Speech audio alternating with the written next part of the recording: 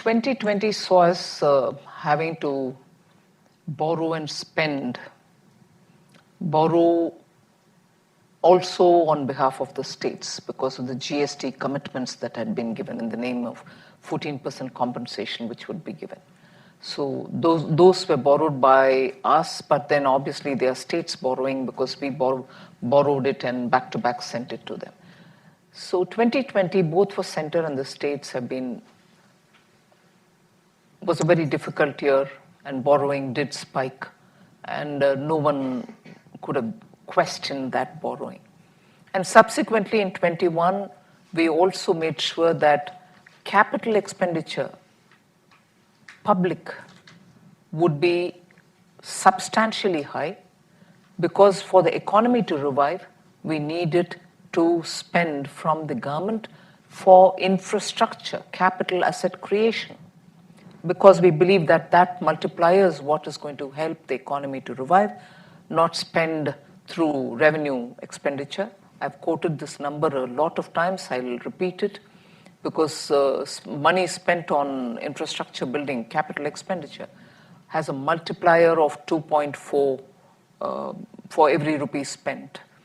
Whereas if you were to spend it as a revenue expenditure, it gives you less than a rupee, something like 0.9599 for every rupee spent. So we understood the virtue of spending on asset creation, and that is why we went through that route, and even that required some borrowing. But that budget post the pandemic, even if we hadn't come out of it, we very clearly showed the deficit where it was, didn't do any under the carpet business or playing around with it, openly stated where we were, and also gave ourselves a glide path, saying this is how we will come back to the level that is acceptable in terms of fiscal deficit. We've not strayed away from it. Although after 2020, the 21 budget gave a 34% increase in public spending and infrastructure. A similar increase was also made in this budget, February 1st, 2022. Even with all that, we remain committed to maintaining the fiscal deficit guide path that we've given.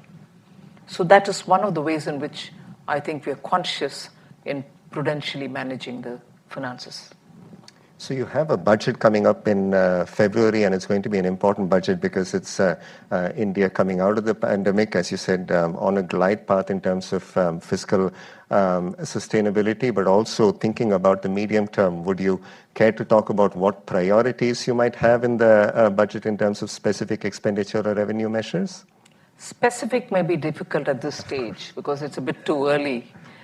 But broadly, the growth priorities will be kept absolutely on the top. Even as I speak about the concerns that inflation brings before me. So inflation concerns will have to be addressed, but then how would you manage growth would be the natural question.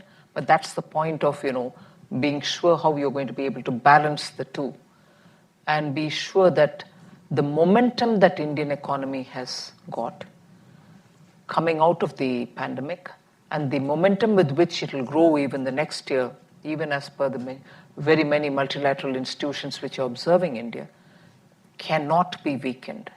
So it will have to again be a very carefully structured budget in which the growth momentum will have to be sustained.